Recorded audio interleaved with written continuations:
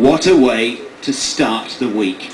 A Monday morning soaking for the West Country. Well, there were always going to be high tides here today, but the trouble is they've come at exactly the same time as those gale force winds, and the two together have whipped them up, and you can see the result. The storm might have been forecast, but the ferocity of it still shocked people right along the coast. It's unbelievable. One day last week we came down and had tea on the lawn in the sunshine. It was beautifully warm. And then this week we get this. In Teignmouth, boats ended up in a car park and seafront homes ended up in the sea. You wouldn't have wanted to open these front doors today. But it's the wind that's caused most of the damage. In Torquay, a flyaway garage roof flattened vehicles. And in West Wales, a roof collapsed on this house, terrifying the owner inside. And I knew something drastic had happened, and it was raining and blowing, and the next thing I heard was just water pouring into the house onto my upstairs landing and just running down the stairs. It was like a waterfall. Across Wales and the West Country, the wind brought down power lines, leaving 12,000 homes without electricity.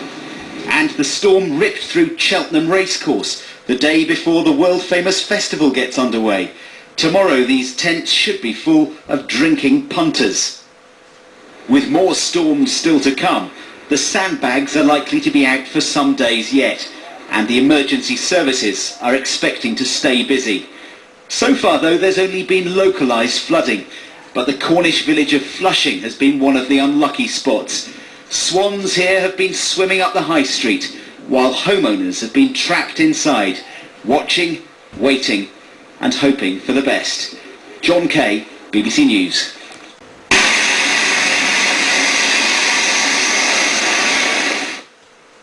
Well, you see those boats going across the middle of your picture. That is normally where the river is. You can see how wide the river has become. It beggars belief that this can go on. They talk about third world, this is fifth world.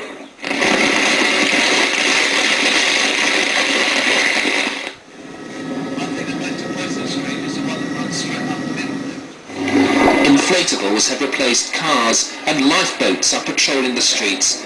Wading to your home here is now the norm. Each day it gets worse. It's just soldier on, I suppose, British spirit and all that. After you went, we've got a message that 5 people need to come out. We've got one person with special needs that needs to be evacuated from under that window.